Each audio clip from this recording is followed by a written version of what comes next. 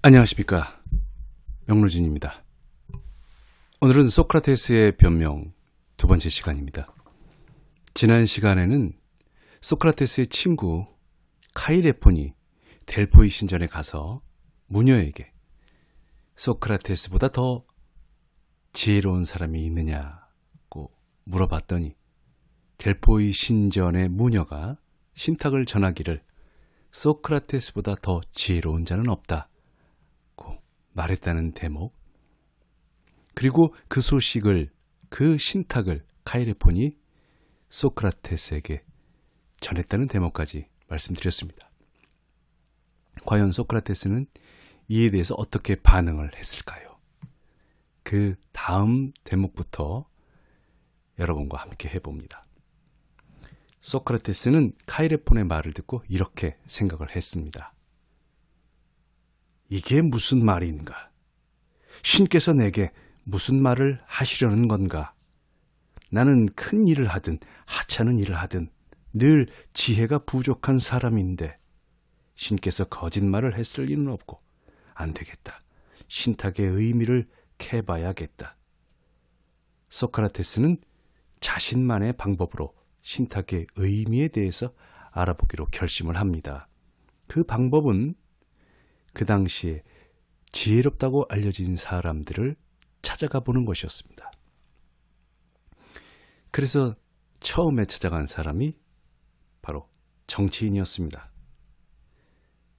정치인을 살펴보고 그와 대화를 나누는 도중에 소크라테스는 이 정치인이 자기보다 더 현명하지 못하다는 것, 지혜롭지 못하다는 것을 알게 됐습니다. 그 이유는 소크라테스는 어떤 사실을 잘 알지 못했을 때 그것을 알지 못한다고 생각을 하는데 반해서 정치인들은, 또는 그 정치인은 자신이 알지 못하는 것을 안다고 하기 때문인 것이죠. 그래서 바로 그 대목에서, 바로 그 지점 때문에, 그 점 때문에 소크라테스는 그래도 내가 저 정치인보다는 조금 더 지혜롭구나 하고 생각을 하게 됩니다. 이 대목은 딱 아는 것은 안다고 하고 모르는 것은 모른다고 하는 것, 그것이 바로 아는 것이다 라는 공자의 주장과 어울립니다. 공자의 제자인 자로에게 스승은 이야기합니다. 자로야, 너에게 안다는 것이 무엇인지 알려주마. 아는 것은 안다고 하고 모르는 것은 모른다고 하는 것, 그것이 바로 아는 것이니라. 이런 얘기를 논어에 남겼죠. 그런데요, 무시하고지 샤네아치의 붓다를 보면 이런 대목이 있습니다. 부처의 제자 중에 짧은 개송조차 외우지 못하는 반특이라는 바보가 있었습니다. 천성은 선량하고 정직한데 머리가 너무 모자랐죠. 어느 날 반특이 엉엉 울고 있는데 부처가 물었습니다. 왜 울고 있느냐?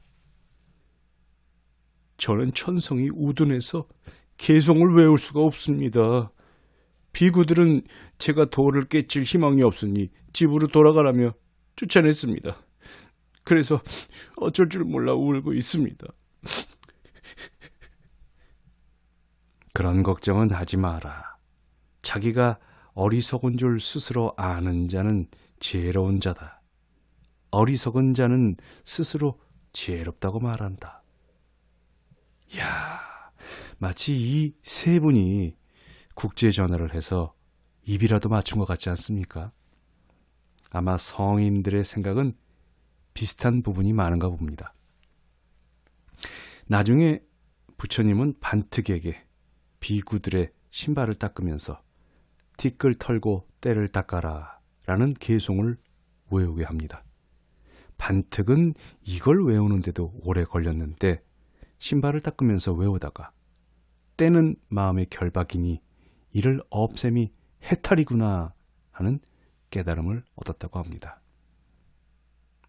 소크라테스는 자기보다 더 지혜로운 사람이 있다고 믿고 신탁의 뜻을 풀어줄 사람을 찾아다녔습니다. 근데 그가 처음 선택한 인물이 정치가라는 사실이 참 애석하죠. 그때나 지금이나 정치가라는 사람들은 지혜와는 좀 담을 쌓고 사는 것 같습니다. 잘난 척하기 바쁜 정치가에게 실망한 소크라테스는 작가들을 만납니다. 정치가는 어떤 점이 문제였냐면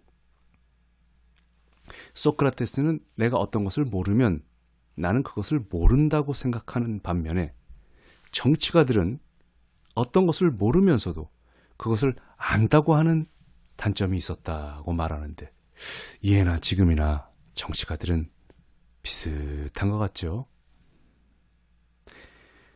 자, 소크라테스는 이제 두 번째로 작가들을 만나러 갑니다. 그들의 작품에 대해서 이야기하면서 그 작품을 쓴 의도를 물어봤죠.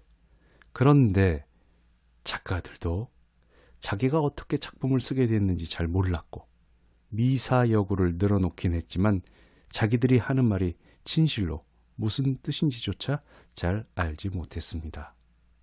소크라테스는 함께 대화를 나누는 사람들 가운데 시인의 작품에 대해서 제일 설명을 못하는 사람이 바로 그 시인이었다는 슬픈 이야기를 전합니다.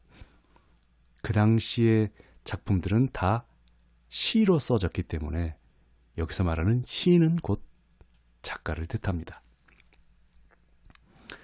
마지막으로 소크라테스는 손재주가 있는 장인들을 찾아갑니다. 장인들의 기술이 지혜로부터 비롯된 것이 아닌가 하는 마음이었었죠.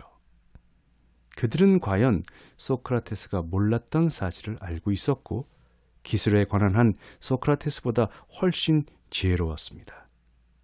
하지만 장인들도 편견을 갖고 있었습니다. 바로 나는 이 기술에 대해 지혜롭기 때문에 다른 중대한 일에 대해서도 지혜롭다는 편견이었죠. 소크라테스는 이렇게 말합니다. 아테네 시민들이여, 당신들이 가진 편견이 그나마 있는 당신들의 지혜를 가리고 있소이다. 결국 소크라테스는 대중 앞에서 정치가, 작가, 장인에게 당신은 스스로 지혜롭다고 생각하는데 알고 보면 하나도 지혜롭지가 않소 라고 면박을 준 셈입니다. 만약 이들이 열린 마음을 가진 사람이라면 아, 그런가요? 듣고 보니 소크라테스 선생 말씀도 일리가 있군요. 앞으로 더 공부를 하도록 하겠습니다 라고 했을 텐데 이들은 마음이 좁았나 봅니다. 창피당한 게 분해서 고소까지 했으니까 말이죠. 소크라테스의 변명에서 가장 흥미로운 부분은 이겁니다. 누구보다 지혜를 사랑한 소크라테스가, 또 누구보다 현명한 소크라테스가 나는 크든 작든 어떤 점에서도 지혜롭지 않다, 이렇게 말한 거죠. 오히려 자신은 무지하다고 주장합니다. 학자들은 이걸 소크라테스 아이러니라고 말합니다. 철학자들의 원조라고 할 수 있는, 서양 철학 사상의 원리라고 할 수 있는 소크라테스가 스스로를 무지하다고 고백하다니 말입니다. 그런데 또 여기서 저는 성인들 사이에 엉뚱한 공통점 찾기를 해봅니다. 부처는 금강경에서 이렇게 말씀하십니다. 부처께서 말씀하셨다. 이것을 어떻게 생각하느냐, 수보리야. 내가 뭔가를 깨달은 것 같으냐? 수보리가 대답했다. 아닙니다.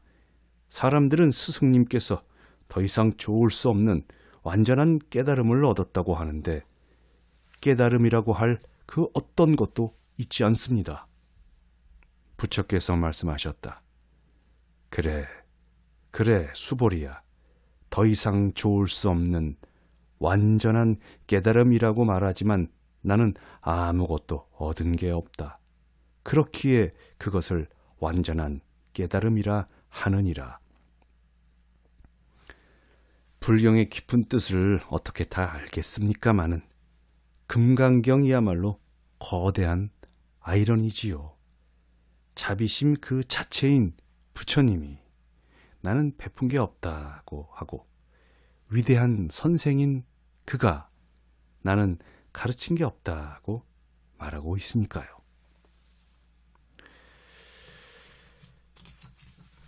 소크라테스와 공자, 붓다의 생각을 빌어서 유추해 보건대 지혜의 핵심은 나는 아무것도 모른다는 생각 속에 있는 것 같습니다. 모른다는 서술어는 현재 진행형이지만 안다는 말은 완료형이니까요. 나는 안다고 말하는 순간 우리는 더 이상 알려고 하지 않을 것이고 알 수도 없습니다. 만족하고 채워지며 끝납니다. 나는 모른다의 상태에서만 앞으로 나아갈 수 있고 깊이를 추구할 수 있고 움직일 수 있지요. 그래서인지 소크라테스 변명의 첫 구절은 이렇게 시작합니다. 아테네 시민 여러분, 나는 알지 못합니다. 나를 고발한 사람들의 이야기를 듣고 여러분이 어떤 심정일지. 이렇게 나는 알지 못합니다. 라고 주장하면서 저 위대한 소크라테스의 변론이 시작이 됩니다. 아마 보통 사람들 같으면 이렇게 얘기했겠죠. 아테네 시민 여러분, 나는 아주 잘 알고 있습니다. 나를 고발한 사람들이 무슨 흑심을 품고 있는지 말이죠.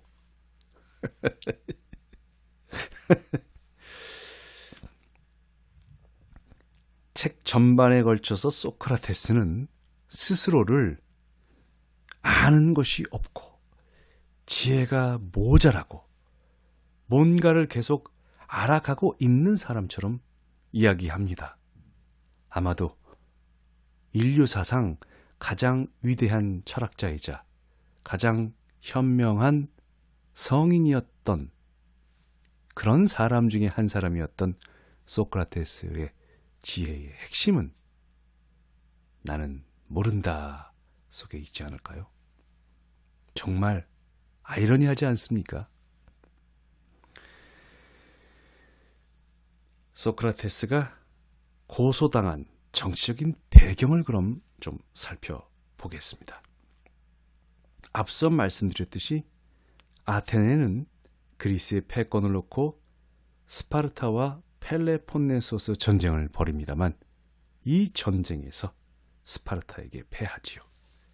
전쟁이 끝나고 아테네에는 스파르타식 과두 정치가 실시됩니다.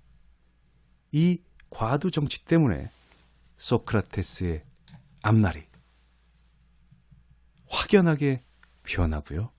또 그 와중에 소크라테스는 고소를 당하고 재판에까지 끌려가게 됩니다. 오늘 이야기는 여기까지입니다. 다음 이야기에는 소크라테스의 변명 3회에서 찾아뵙고 말씀드리도록 하겠습니다.